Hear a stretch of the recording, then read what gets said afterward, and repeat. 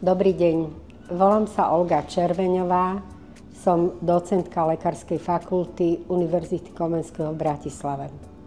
Detskej nefrológii, ktorú vlastne tu vykonávam, sa venujem už veľmi veľa rokov.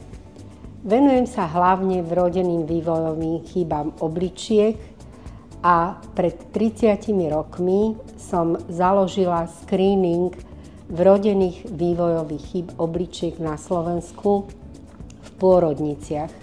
Postupne sme vyškolili neonatológov a vlastne tento screening sa začal.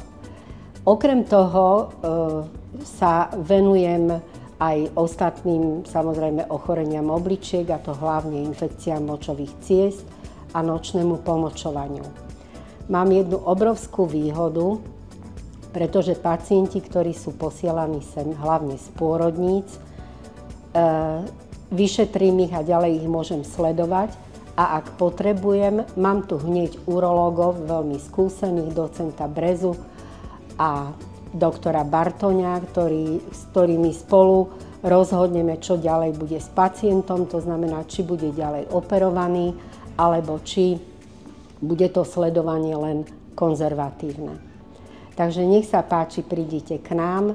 Máme veľké skúsenosti hlavne s diagnostikou a liečbou vrodených vývojových chýb obličiek. Tešíme sa na vašu návštevu v našej ambulancii na Interklinik a dúfam, že vám pomôžeme riešiť všetky problémy vášho dieťaťa.